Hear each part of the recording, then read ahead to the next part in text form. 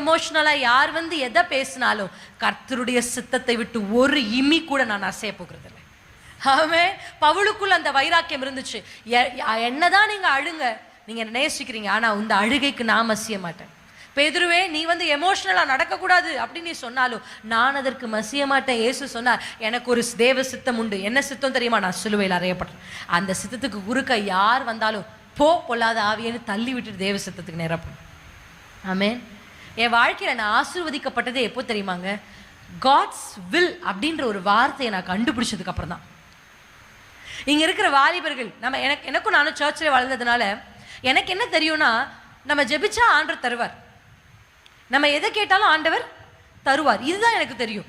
இப்படியே எதை பார்த்தாலும் எப்போ பார்த்தாலும் மளிகை கடையில் போய் லிஸ்ட் கொடுக்குற மாதிரி என் ஜெபம் எப்படி தெரியுமா இருக்கும்?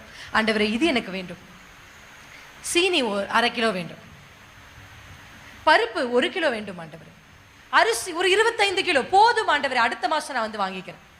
இப்படிதான் இன்றைக்கு பலருடைய ஜெபங்கள். ஜெபிக்க முட்டி போட்டாலே அது வேண்டும், இது வேண்டும், இது வேண்டும், அங்க பாருங்க அது வேண்டும், இப்படி சொல்லி காமிச்சுட்டே இருப்பாங்க. நானும் அப்படிதான். ஆண்டவர் என்ன மளிகை கடைக்காரரா? சரி கொடு, நான் இதை கொடுத்துட்டேன் எடுத்துக்கோ, இது கொடுத்துட்டேன் எடுத்து. ஜெபம் அது அல்ல. என்றைக்கு கர்த்தருடைய சித்தம்ன்ற ஒரு வார்த்தையை என்னுடைய வாழ்க்கையில் நான் கண்டுபிடிச்சனோ அப்பதான் ஒன்று எனக்கு தெரிஞ்சிச்சு, கண்கள் திறக்கப்பட்டது எனக்கு. அப்படிதான் நான் ஜெபிக்க ஆரம்பிச்சேன். ஆண்டவரே, உங்க சித்தம்னா, உங்க சித்தம் எதுப்பா, உங்க சித்தம் எது? அதே போல நான் எப்படி தெரியுமா, நான் நடந்து போயிட்டே இருப்பேன். உங்க சித்தம்னா நான் ரைட்ல போறேன், உங்க சித்தம்னா லெஃப்ட், அப்படி அல்ல, உங்கள் சித்தம் எது என்று உட்காருவேன் ஆண்டவர் சமூகத்தில். அல்லேலூயா. நான் வந்து செஞ்சு பார்ப்பேன், அது நடந்துச்சுன்னா கர்த்தருடைய சித்தம், அது நடக்கலாம் கர்த்தர் சித்தம் இல்லை. இன்னைக்கு நிறைய பேர் ஆண்டவருடைய சித்தத்தை எப்படி தெரியுமா ஜட்ஜ் பண்றாங்க? ஆண்டவரே, நான் நடந்து போவேன், ஆட்டோ வந்தா உங்க சித்தம், ஆட்டோ வரலன்னா உங்க சித்தம் இல்லை. நான் போய் அப்ளை பண்ணுவேன், கிடைச்சா உங்க சித்தம், கிடைக்கல உங்க சித்தம். அப்படியே குத்து மதிப்பா அப்படி போட்டு அப்படி வா. கர்த்தருடைய சித்தத்தை அறிந்து கொள்ள விரும்புகிற மனுஷர்கள் யார் தெரியுமா? தேவ சித்தத்துக்காக போய் காத்திருப்பாங்க. அல்லேலூயா. என் வாழ்க்கையில தேவ சமூகத்துல காத்திருந்து கேட்பேன், ஏசப்பா உங்க சித்தமா, உங்க சித்தமா? உடனே ஆண்டவர் சொல்லுவா, என் சித்தம் இல்லை. உங்க சித்தமா? அதுதான் என் சித்தம். அல்லேலூயா. அப்படி சொல்லி கர்த்தர் என்னை நடத்தினதுனால தான் இன்றைக்கு சரியான பாதையில் நான் நின்று கொண்டிருக்கிறேன். ஆமென். கர்த்தர் யோபுவை பார்த்து சொல்லும்போது சொல்றார், அவன் எனக்கு பயந்து பொல்லாப்புக்கு விலகுகிறான். ஆமென். அல்லேலூயா. உங்க வாழ்க்கையிலேயும் நீங்க ஒரு முடிவை இந்த காலை வேளையில எடுங்க. என்னன்னா, நான் விலகுவேன். ஆமென். உங்களை கர்த்தர் வேர் பிரிச்சிருக்காருங்க. You are separated. எத்தனை பேர் நம்புறீங்க? எதுக்காக உங்களை பிரித்தார் தெரியுமா? அவருக்காக. நீங்க யோசிச்சு பார்த்திருக்கீங்களா? கர்த்தர் ஆபிரகாமை என்ன பண்ணிருக்கலாம்? ஊர் என்கிற கல்தேய தேசத்திலே வச்சு கர்த்தர் ஆபிரகாமை ஆசீர்வதிச்சு கர்த்தர் அவருக்கு பிள்ளைகளை கொடுத்து அவர் சந்ததி என்ன பண்ணிருக்கலாம்? பெருக்கி இருக்கலாம். ஏங்க, யாராவது இதுக்கு முன்னாடி இந்த பைபிள்ல பின்னாடி ஒரு மேப் இருக்கு, அதை பார்த்திருக்கீங்களா? ஆமென்.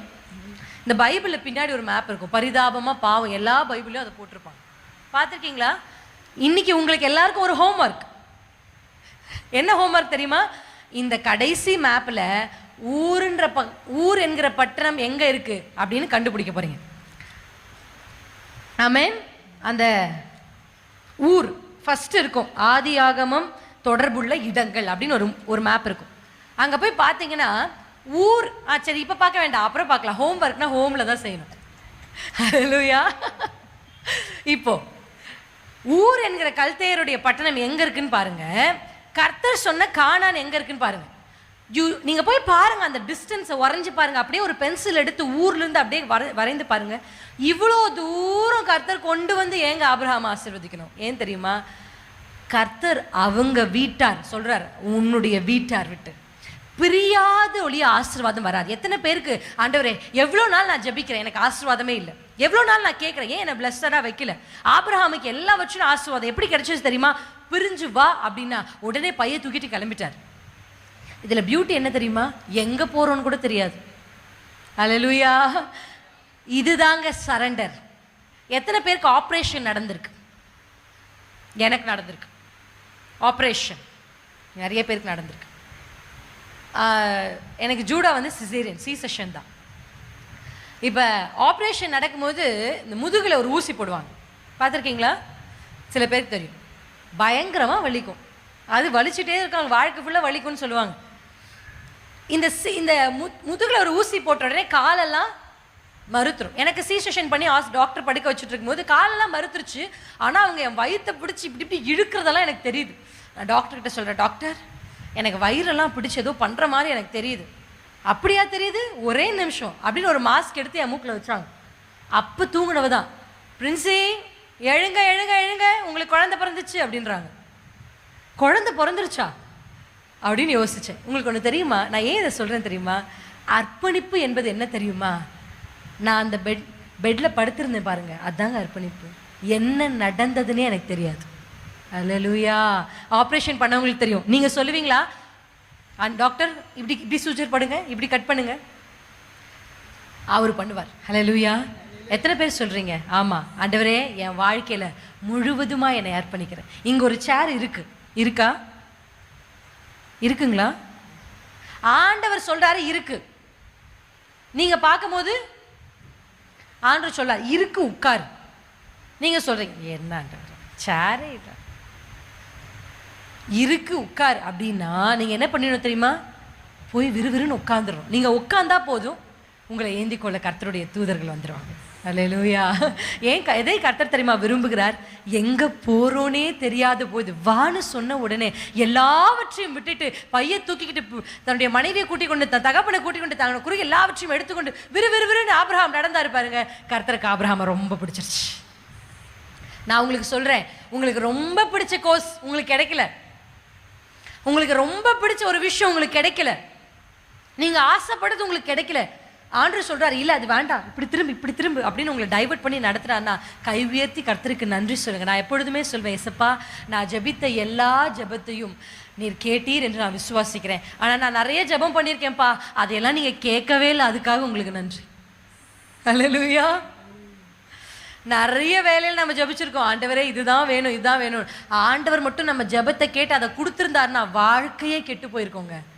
கர்த்தரை நான் தடுத்துரு. எத்தனை பேர் சொல்வீங்க இயேசுவே ஆமாப்பா நான் ஜெபிச்ச பல ஜெபங்கள். எத்தனை பேர் இங்கே இருக்கிற அநேக பெண்கள் நான் பார்க்குறேன், எத்தனை தடவை சொல்லியிருக்கீங்க இந்த ஜீவன் போனால் நல்லாயிருக்கும், நான் செத்துட்டா நல்லாயிருக்கும், இதெல்லாம் ஒரு வாழ்க்கையா இப்படிலாம் சொல்லியிருக்கீங்களே. உங்கள் ஜெபத்தை கர்த்தர் கேட்டிருந்தா சரி என் பிள்ளை கேட்குறா, ஜெபிப்பதற்கும் வேண்டுவதற்கும் அதிகமாகவே தருவோன்ட்டு அந்த ஜெபத்துக்கு மட்டும் சாங்ஷன் எஸ்ன்னு போட்டிருந்தாருன்னா என்ன ஆயிருக்கும்? பார்த்தீங்களா, நம்ம ஆண்டவர் நம்ம கேட்குறதெல்லாம் கொடுக்குறது இல்லைங்க. ஆமே, நம்ம கேட்குறதெல்லாம் கொடுக்குறது. ஏன்னா அவருக்கு தெரியும் எது நமக்கு நல்லது. கை உயர்த்தி சொல்லுங்க, இயேசுவே யோபுவை போல உமக்கு பயப்படுகிற பயம் இந்த காலை வேளை என்னை பற்றி பிடிக்கட்டும். அந்த பயத்தினுடைய தன்மை என்ன தெரியுமா? அந்த பயம் எப்படிப்பட்டது தெரியுமா? பொல்லாப்புக்கு விலகுகிறது. அல்லேலூயா. ஒரு செப்பரேட்டட் லைஃப் வாழ கர்த்தர் இன்றைக்கு உங்களை அழைக்கிறேன். இந்த தானியேலை குறித்து, இந்த யோபு, தானியேல், இவங்க எல்லாரையும் நீங்கள் பார்த்தீங்கன்னா அவங்க ஒருத்தங்க மட்டும்தான் இருப்பாங்க. ஆமாம் தானேங்க? அந்த காலத்தில் வாழ்ந்ததுலேயே நோவா ஒருத்தர் மட்டும்தான். கர்த்தர் அப்படியே தேடி தேடி பார்க்குறாரு, ஒரே மனுஷன். வசனம் சொல்லுகிறது இல்லை, என்ன சொல்லுதுன்னா இவன் நம்மை தேற்றுவான் என்று சொல்லி நோவான்னு பேர் வச்சார். நான் உங்களுக்கு சொல்லட்டுமா, நோவா அவங்க அப்பா அம்மாவை எவ்வளவு தேற்றினாருன்னு தெரியல, ஆனால் நோவா தேவனை தேற்றினார். அல்லேலூயா. உங்கள் பிள்ளைகளுக்காக நீங்கள் எப்படி ஜெபிக்கணும் தெரியுமாப்பா? என் பிள்ளைங்க எனக்கு எதையாவது பண்ணிடணும்னு இந்த பிள்ளைய நான் வளர்க்கல, உங்களுக்கு இந்த பிள்ளைங்க ஏதாவது பண்ணிடணும். அல்லேலூயா. ஆமென். என் பிள்ளைங்க என்ன தேற்றணும்னு வளர்க்கலப்பா, இந்த பிள்ளைங்க உங்களை தேற்றணும். கர்த்தர் பார்க்குறாரு தேடி தேடி, எங்கே பார்த்தாலும் பாவம். எல்லா மனுஷரும் தங்களுடைய வழிகளை கெடுத்து கொண்டிருந்தாங்க. ஆண்டுடைய மனசு வேதனை ஆயிடுச்சு, அவருடைய இருதயம் உடைந்து போயிருச்சு. துக்கம் அவருடைய இருதயத்தில் அதிகமாக இருக்கு. எவ்வளோ ஆசையா இவர்களை சிரிச்சிட்டேன், என்ன போலவே படைச்சனே, என்ன போல இருக்க விரும்பினனே, ஏன் கூட நடக்க ஆசைப்பட்டனே, இவ்வளவு ஆசையா படைச்ச இந்த மனுக்களும் இப்படி கெட்டு போச்சேன்னு துக்கத்தோடு கர்த்தருடைய கண்கள் தேடும் பொழுது தான் நோவா என்ற ஒரு மனிதனுடைய கர்த்தருடைய கண்கள் பட்டது. நோவாவை பார்த்த உடனே அவருக்கு இருந்த எல்லா துக்கமும் மாறிடுச்சு. அல்லேலூயா. நோவா தேவனையே தேற்றினவன். எத்தனை பேர் சொல்லுவீங்க? உங்களுக்கு தெரியுமா, இந்த பூமியில் இன்றைக்கு நிறைய பேரை ரட்சித்து கர்த்தர் சபை கொண்டு வந்திருக்காரு. ஆமாம் தானுங்க? இன்றைக்கு சபைகள் நிரம்பி கொண்டிருக்கிறது. எஸ், சுவிசேஷ கூட்டங்கள் நடந்து கொண்டிருக்கிறது. ஆயிரம் ஜனங்கள் தேவனை தேடி வந்துட்டு இருக்கிறாங்க. ஆனால் எல்லாரும் கர்த்தரை தேற்றுவது இல்லை. எஸ் சொன்னோம். உங்கள் வாழ்க்கையை கொஞ்சம் நிதானிச்சு பாருங்களேன். நான் என்ன கர்த்தர் பார்த்தார்னா அவருடைய இருதயம் எப்படி இருக்கும்? அது சந்தோஷப்படுமா, துக்கப்படும்? நான் ஆண்டவர்கிட்ட கேட்பேன், ஏசப்பா என்னை பார்க்கும் பொழுது நான் இந்த ஜெபத்தை கேட்பேன், என்னை பார்க்கும்போது உங்களுக்கு எப்படிப்பா தோணுது? கேட்டிருக்கீங்களா? என்னை பார்க்கும் பொழுது உங்களுக்கு எப்படிப்பா தோணுது? நான் என்ன செய்கிறேன்? நான் சரியாக தான் செய்கிறேனா? இப்படி அடிக்கடி தேவ சமூகத்தில் நான் கேட்பேன். ஒருவேளை என்கிட்ட ஆண்டவர் திருப்பி எதையும் சொல்லலனாலும் பரவாயில்ல, ஆனால் கர்த்தருடைய கண்கள் என் மேலே இருக்கிறதுனால சரியாக எங்களை நடத்திடுவார். அல்லேலூயா. நான் உங்களுக்கு ஒன்று சொல்லட்டுமா வாலிப பிள்ளைகளே? இந்த செப்பரேட்டட் லைஃப் வாழ்கிறது எப்படி தெரியுமா? ரொம்ப சிம்பிள். நீங்கள் உங்கள் காலேஜில் படிக்கும் பொழுது, நீங்கள் உங்கள் ஸ்கூலில் இருக்கும் பொழுது, நீங்கள் உங்கள் வேலை ஸ்தலத்தில் இருக்கும் பொழுது, நீங்கள் எல்லாருமே, நம்ம இருக்கிற எல்லாரும் ஒத்துமையாக ஒரு காரியத்தை பேசிகிட்டு இருப்பாங்க. எனக்கு இன்னும் ஞாபகம் இருக்குது, நான் வேலை ஸ்தலத்தில் இருக்கும் பொழுது எங்களுக்கு 2 ரூம் வேலை செய்கிறதுக்கு. ஒரு ரூம்லேருந்து எல்லாரும் இந்த பக்கம் நெக்ஸ்ட் ரூமுக்கு வந்து உட்காந்து எல்லாரும் பேசிக்கிட்டு இருக்கோம். என்ன பண்ணிகிட்டு இருக்கோம்? பேசிக்கிட்டு இருக்கோம். அப்போ என்கிட்ட ஆவியானவர் ஒரு உணர்த்துதல், எல்லாருமே பேசிகிட்டு இருக்கோம், நானும் பேசிகிட்டு இருக்கேன், ஒரு கான்வர்சேஷன். ஆண்டவர் சொல்கிறார், நீ எழுந்து பக்கத்து ரூம் போ. எழுந்து பக்கத்து ரூம் போகணுமா? அதான் வேலை இல்லை, பேஷன்ஸ் இல்லை, ஒன்றும் இல்லை. எழுந்து பக்கத்து ரூம், எழுந்து பக்கத்து ரூம் போய் உட்காந்து நான் சும்மா கம்ப்யூட்டர் உட்காந்து சரி ஏதாவது பார்ப்போம் அப்படின்னு பார்த்துட்ருக்கேன். கரெக்டாக எங்கள் ஹெச்ஓடி உள்ளே வந்துட்டார். What are you all doing அப்படின்னு என்னை வந்து இப்படி எட்டி பார்த்துட்டு க்ளோஸ் பண்ணிவிட்டு போயிட்டார். பக்கத்து ரூம் போனால் எல்லாரும் உட்காந்து பேசிகிட்டு இருந்தாங்க. What are you guys doing? Chit சேட்டிங்கா? என்ன எல்லாம் கதை அடிச்சிட்டு இருக்கீங்களா வேலை செய்யாமல் அப்படின்னு பிடிச்சிட்டேன். பிரின்சி மட்டும் பாரு எப்படி வேலை செஞ்சுட்டு இருக்கா அப்படின்னு. உங்களுக்கு ஒன்று சொல்லட்டுமா? ஆவியானவர் என்றது ஏதோ ஒரு தூரத்தில் இல்லை ஆராதனை வேலையில் நீங்கள் கைகளை தட்டும் பொழுதும் அந்நிய பாஷை பேசும் பொழுதும் உங்களோடு இடைப்படுகிற ஒரு தேவன் அல்ல. அவர் எப்பொழுதும் எப்பொழுதும் உங்களோடு இருக்கிறவர். ஹல்லேலூயா. என் வாலிப பருவத்தில் எனக்கு கிடைச்ச ஒரு பெரிய பிளெஸிங் என்ன தெரியுமா? ஆண்டவர் பேசுகிற சத்தம் எனக்கு கேட்டுக்கிட்டே இருக்கும். என்ன சிஸ்டர் சொல்கிறீங்க, கதை விடுறீங்களான்னு கேட்குறீங்களா? எப்படி அப்படி கேட்டுக்கிட்டே இருக்கும்? ஏன்னா நான் அவர்கிட்ட பேசிக்கிட்டே இருப்பேன். ஹல்லேலூயா. எப்படி ஆண்டவர் சத்தத்தை கேட்கலான்னு உங்களுக்கு ஒரு டவுட் இருக்கா? நீங்கள் அவர்கிட்ட பேசினா அவர் உங்ககிட்ட பேசுவார். இன்றைக்கு நிறைய பேர் ஆண்டவர்கிட்ட பேசுறதே இல்லை. நான் எப்படி என்னுடைய வாலிப பருவத்தில் செலவழிச்சேன் அப்படின்னா, தெய்வ சமூகத்தில் போய் ஜெபிக்கிறேன். 2 விதமான ஜெபங்கள் இருக்கு. 2 விதமான ஜெபங்கள், ஓகேங்களா? ஒரு ஜெபம் எப்போதும் ஜெபிக்கிறது, எப்பொழுதும் சொல்லியிருக்க வசனம், எப்பொழுதும் ஜெபம் பண்ணுங்கள். அப்போ சமைக்காம, வீடு கூட்டாம, பிள்ளைகளை ஸ்கூலுக்கு அனுப்பாம, எப்போ பார்த்தாலும் ஒரு ரூம்குள்ளே போய் முக்காடு போட்டு ஜெபிச்சுட்டு இருக்கலாமா? எப்பொழுதும் ஜெபம் பண்ணுவது, அதாவது என்னன்னா ஸ்பான்டேனியஸ் ப்ரேயர். என்ன ப்ரேயர்? ஸ்பான்டேனியஸ் அப்படின்னா என்னன்னா நடக்கும்போது, எஸ்ப்பா எனக்கு ஒரு ஹேபிட், நான் எப்பொழுதுமே வாலிப பிள்ளைங்களுக்கு சொல்வேன் ஒரு வார்த்தையை, அக்கா நீங்கள் சொல்கிறதெல்லாம் கேட்கும்பொழுது உங்ககிட்ட ஆண்டவர் இவ்வளோ அழகாக பேசியிருக்காரு, எனக்கும் அவர் சத்தத்தை கேட்கணும்னு ஆசை, எப்படிக்கா பேசுறது அப்படின்னு நான் சொல்லுவேன். எப்பொழுதெல்லாம் நீங்கள் மனுஷரோடு பேசாமல் இருக்கிறீர்களோ அப்பொழுதெல்லாம் ஆண்டவரோடு பேசுங்க. ஹல்லேலூயா. ஆமென். நான் அப்படி தான் பண்ணுவேன். எனக்கு வேலை ஸ்தலத்துக்கு நடந்து போகிற ஒரு டிஸ்டன்ஸ், ஒரு 10 நிமிஷம் 5 நிமிஷம் ஆகும் நடந்து போகணும். என் ஹாஸ்டல் டு என்னோட ஹாஸ்பிட்டல். என் ஹாஸ்டல்லேருந்து காலை வெளியில் எடுத்து வச்ச உடனே ஆண்டவர்கிட்ட பேச ஆரம்பிப்பேன். ஏசப்பா நான் ட்ரெஸ் நல்லா பண்ணியிருக்கேனா? ஏன்னா எங்கள் ஹாஸ்டல் விட்டு வெளியே வந்த உடனே ஒரு டீ கடை இருக்கும். டீ கடையில் பசங்க நின்றுட்டு இருப்பாங்க. நம்ம எப்படி தான் உடுத்திட்டு போனாலும் பார்க்க செய்வாங்க. நான் ஆண்டவர்கிட்ட சொல்வேன், அப்பா அவனுங்க யாரும் என்னை பார்க்கக்கூடாது, நான் உங்கள் ஆலயம், அவனுங்க என்னை பார்த்தாலே முகம் சுளிக்கிற மாதிரி என்னை மாற்றிருங்க. அவனுங்களுக்கு என்னை பிடிக்க கூடாது. இப்படி ஜெபம் பண்ணிகிட்டே போவேன். ஏசப்பா அப்படியே நடப்பேன். ஆண்டவரே உங்களுக்கு என்ன பிடிக்கும்ப்பா? இப்படியே பேசுவேன் பேசுவேன் பேசுவேன் பேசுவேன். ஆண்டவர் என்கிட்ட பேசுவார். ஹல்லேலூயா. ஆண்டவருடைய சத்தத்தை கேட்டு கேட்டு பழகி ஒரு நாள் 6 மணி நேரம் தேவ சமூகத்தில் ஜெபிக்கணும். நான் 1 மணி நேரம் ஜெபிப்பேன். எப்படி என்னுடைய ஜெப வாழ்க்கை நான் கட்டி எழுதுனா 1 hour ஜெபம் பண்ணுவேன், 1 hour அடுத்து 2 hours, 2 hours அடுத்து 3 hours. எப்படி ஜெபிப்பேன்னா 1 மணி நேரம் 3 நாள், 3 நாள், திருப்பி 2 மணி நேரம் 3 நாள், திருப்பி 3, அப்படி ஜெபிக்க ஜெபிக்க ஜெபிக்க என்ன பண்ணேன்னா நானே பழக்குவித்தேன். யாரும் எனக்கு கற்றுக் கொடுக்க அப்போ இல்லை, நானே என்னை ஹேபிச்சுவலாக பழகிட்டு இருந்தேன். அப்போ எனக்கு ஒரு ஆசை 6 மணி நேரம் ஜெபிக்கணும், 6 மணி நேரம் 3 நாள். இப்படி சண்டே சர்வீஸில் உட்காந்துருக்கும் போது நான் அண்ணா நகர் ஏஜி சர்ச் போயிட்டு இருந்தேன். நம்ம இதில் போட்டிருக்க அந்த கல்லில் நான் பார்த்தேன் பாஸ்டர் ஆப்ரஹாம் தாமஸ். எனக்கு ரொம்ப பிடிக்கும் அவருக்கே தெரியாது அவருடைய ஆவிக்குரிய தகப்பன் என்று. ஏன் சொல்கிறேன் அப்படின்னா, ஒரு ஓரத்தில் அவருடைய மெசேஜை கேட்பேன். அவருடைய மெசேஜ் கேட்கும்போது அழுவேன், சிரிப்பேன். அந்த சபையில் எத்தனை பேர் அந்த மெசேஜ் எப்படி கேட்குறாங்கன்னு தெரியாது. எனக்கு ஆண்டவர் அப்படியே பேசுவார். அல்லேலூயா. எழுதி எழுதி எழுதி எழுதி அவர் ஒரு மெசேஜை எழுதுனேன்னா அந்த மெசேஜை அடுத்த வாரம் வரத்துக்குள்ளே தியானித்து முடிச்சிருப்பேன். அல்லேலூயா. நீங்கள் நினைக்கிறீங்களா கர்த்தர் உங்களை பார்க்கலன்னு? நீங்கள் பண்ணுற சின்ன சின்ன காரியத்தையும் கர்த்தர் கவனிக்கிறேன். அப்போ தான் கர்த்தர் பார்த்தார், அண்ணா நகர் ஏஜி சர்ச்சில் ஓரமாக உட்கார வச்சா கூட இவ எனக்காக உண்மையாக எழுதி எழுதி தியானிக்கிறாளே, இவளை கொண்டு வந்து மைக் அவ கையில் கொடுத்துருவோம். அல்லேலூயா. ஏன்னா அவ கீழே யாரும் அவளை பார்க்காத போது அவள் எனக்கு உண்மையா இருக்கிறாளே, அவள் நிச்சயமா எனக்கு வேண்டும். அல்லேலூயா. நான் உங்களுக்கு சொல்றேன், அந்தரங்கத்தில் உங்களை பார்க்கிற உங்கள் பிதா உங்களுக்கு நிச்சயமாய் வெளியரங்கமாய் பலனளிப்பார். பலன் வேணுமா, ஆசீர்வாதம் வேணுமா, அந்தரங்கத்தில் ஆண்டவரே நான் ஜெபிக்க வருகிற எல்லா வேலையும். நம்ம பெண்களுக்கு இருக்கிற ஒரு மோசமான பழக்கம் என்ன தெரியுமா? காலையிலிருந்து சாயங்காலம் வரையும் வேலையே செஞ்சுட்டு இருப்பாங்க. அதை கூட்டுவாங்க, நேற்று தான் கூட்டியிருப்பாங்க, மறுபடியும் போய் கூட்டு கூட்டு கூட்டு. நேற்று தான் தொடச்சிருப்பாங்க, மறுபடியும் தொட தொட தொட. வீடு சுத்தமாக இருக்கணும், எனக்கு அதுதான் ரொம்ப முக்கியம். கரெக்ட், வீடு சுத்தமாக இருக்கணும், ஆனால் வேகமாக செய்யணும். அல்லேலூயா. ஒரு ஹவர் நான் எப்பவுமே வேலை செய்யும் போது அப்படி தான், இத்தனை மணி நேரம் ஃபிக்ஸ் பண்ணிப்பேன். இத்தனை மணி நேரத்துக்குள்ளே இந்த வேலையை முடிக்கணும். சரியாக முடிச்சுட்டேனா, முடித்த உடனே போய் டைம் ஆயிடுச்சு, 12 மணி ஆயிடுச்சு, 12 மணிக்கு உங்ககிட்ட வந்து உட்காந்துறேன் ஏசப்பான்னு சொல்லிட்டு போய் கடகடன்னு வேலை செஞ்சுட்டு. ஆமாம் தானேங்க? ட்ரெயினுக்கு போகணுன்னா மட்டும் எப்படிங்க கரெக்டாக எல்லா வேலையும் முடிச்சுட்டு கரெக்டாக கிளம்பிடுறீங்க? ஏங்க, ஏன்னா ட்ரெயின் எடுத்துட்டு போயிடுவான். நம்ம ஆண்டவர் பாவம் இல்லை, நீங்கள் எப்போ வந்தாலும் சொல்லுமா, கேட்குறம்மா அப்படின்னு இருக்கிறதுனால தான் நமக்கு ஆண்டவர் மேலே. நான் என்ன பண்ணுவேன்னா அப்படி பண்ண மாட்டேன். நான் ஒரு டைமை ஃபிக்ஸ் பண்ணுவேன். ஏசப்பா நான் உங்களை 12 மணிக்கு வந்து பார்த்துடுறேன், ஓடி போய் எல்லா வேலையும் செய்வேன், கடன்னு குளிப்பேன், கடன்னு ஃப்ரெஷ்ஷப் ஆகுவேன், கடன்னு பார்ப்பேன் 5 மினிட்ஸ் 2 மினிட்ஸ் அப்படின்ட்டு. எனக்கு ஒரு பெட்ஷீட் இருக்கும், ப்ரே பண்ணுறதுக்குனே தனியாக ஒரு பெட்ஷீட் வச்சுருப்பேன்.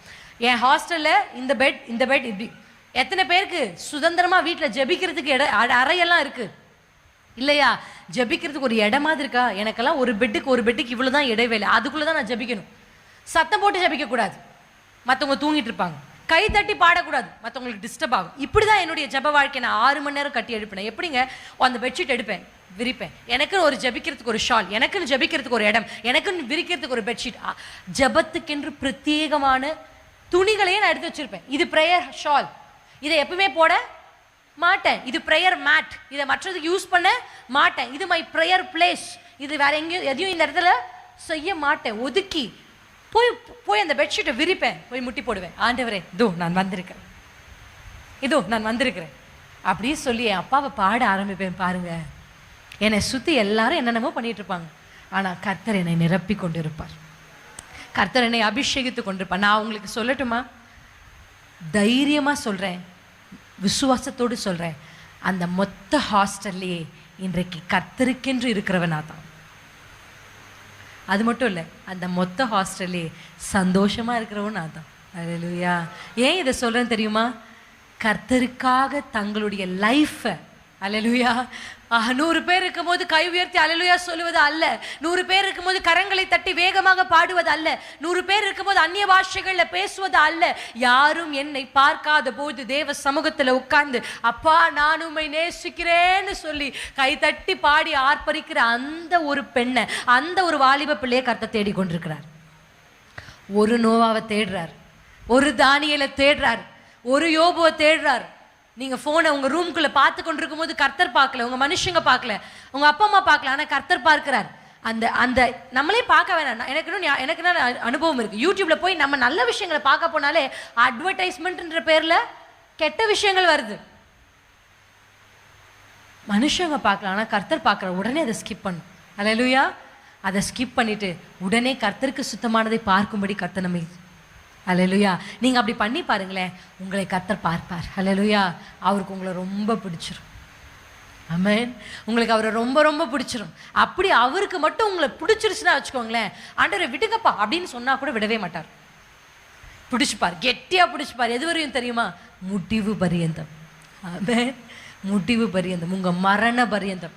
நான் ஒன்று சொல்லுவேன், கர்த்தருடைய பெரிய ஆசீர்வாதம் என்ன தெரியுமா? அவருக்கு இருக்கிற ஒரு பெரிய தாராள குணம் என்னன்னா, ஒரு மனுஷன் ஒரு குடும்பத்தில் கர்த்தரை தேடுற நீதிமானா இருந்தால் போதும், அந்த ஒரு மனுஷன் நிமித்தமா அந்த முழு குடும்பத்தையும் ஆசீர்வதிப்பார். அல்லேலூயா. அல்லேலூயா. அது மட்டும் இல்லை, அந்த முழு குடும்பத்தை மட்டும் இல்லைங்க, அவங்களுடைய சந்ததிகளையே கர்த்தர் ஆசீர்வதிப்பார். 1000 தலைமுறைக்கும். எத்தனை தலைமுறைக்கும்? கை உயர்த்தி சொல்லுங்களேன்.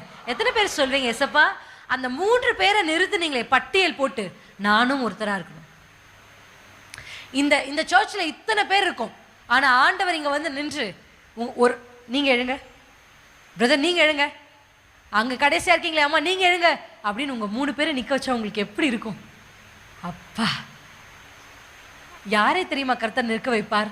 அந்தரங்கத்தில் கர்த்தருக்கு உண்மையா இருக்கிற மனுஷனை, அந்தரங்கத்தில் கர்த்தரோடு சஞ்சரிக்கிற மனுஷன். இந்த மனுஷர்களை குறித்து கர்த்தருடைய வேதம் சொல்கிறது, அவர்கள் கர்த்தரோடு சஞ்சரித்தார்கள். சஞ்சரித்தார்கள் என்ன இங்கிலீஷ்ல போட்டிருக்கு தெரியுமா? சஞ்சரிக்கிறதா என்ன தெரியுமா? யோசிச்சு பார்த்தீங்களா? அவன் கர்த்தரோடு நடந்தான், கர்த்தர் அவனோடு நடந்தான். இங்கிலீஷ்ல எப்படி இருக்குன்னா, he walked with God. இன்னும் சில டிரான்ஸ்லேஷன் இருக்கு, he habitually walked with God. அப்படின்னா நோவாவுடைய பழக்கம் என்ன தெரியுமா? நோவா கர்த்தரோடு நடப்பான். ஆமென். உங்களுக்கு ஒரு நல்ல விஷயத்தை கற்றுக் கொடுக்குறேன். இப்போ இங்கிருந்து நீங்கள் பஸ் ஏறி போகிறீங்கன்னு வச்சுக்கோங்களேன், இந்த சர்ச்சை விட்டு வெளியில் நடக்க ஆரம்பிக்கும் பொழுதே, ஆவியானவரே, இன்னைக்கு அந்த சிஸ்டரை கொண்டு வந்து நீங்கள் சொல்லியிருக்கீங்க நீங்கள் பேசுவீங்கன்னு, நான் உங்ககிட்ட பேசுகிறேன், என் கூட திருப்பி பேசுங்கன்னு நீங்கள் சொல்லி பாருங்கள். அப்படிதான் 6 மணி நேரம் கர்த்தருடைய சமூகத்தில் போய் நான் உட்கார்ந்துருக்கும் பொழுது கர்த்தரை என் கூட பேச ஆரம்பித்தார். அல்லேலூயா. உங்களுக்கு ஒன்று தெரியுமா? அவர் பேச ஆரம்பிச்சுட்டு பேசுறாரு பேசுறாரு பேசுறாரு பேசிக்கொண்டே இருக்கிறார். நானும் முழங்கால ஆண்டு ஆரம்பிச்சுட்டே இருந்ததால் அப்படியே ஆண்டு பேசுறது கேட்டுக்கிட்டே இருக்கேன். கேட்டு முடிச்சு கண்களை திறந்து, அது கூட ஆண்டு தான் சொன்னார் என்கிட்ட, okay over open your eyes அப்படின்னார். ஓப்பன் பண்ணி பார்த்தா 5 மணி நேரம் முடிஞ்சிருச்சு. எத்தனை மணி நேரம்? என்னால் 10 நிமிஷம் கூட ஜெபிக்க முடியலக்கா, என்னால் 5 நிமிஷம் கூட ஜெபிக்க முடியலக்கா. ஏன் தெரியுமா? உங்கள் ஜெபங்கள் எல்லாம் பெட்டிஷனாக இருக்கிறதுனால தான். நான் சொல்கிறேன், எப்பொழுதுமே ஜெபிக்க ஆரம்பிக்கும்போது தேவ சமூகத்தில் போய் ஒரு பாட்டை பாடி ஆண்டரை ப்ரைஸ் பண்ணி கர்த்தருடைய சமூகத்தை இறக்கிடுறோம். ஆமென். உங்களுக்கு ஒன்று சொல்லட்டுமா? யாருடைய ஜெபம் நம்ம ஜெபிக்க வாய்களை திறந்து அங்கே பரலோகம் அசையணும். அல்லேலூயா. எத்தனை பேருக்கு அப்படி ஒரு ஜெபம் ஜெபிக்கணும்னு ஆசை? உங்கள் உதடுகள் இங்கே அசையும் பொழுது அங்கே பரலோகம் அசையணும். ஆண்டவர் என்ன பண்ணுவார்? என்ன அசையணும்? பரலோகம் அசையணும் என்ன அர்த்தம்? ஆண்டவர் கூப்பிடுவார் தேவதூதர்கள்,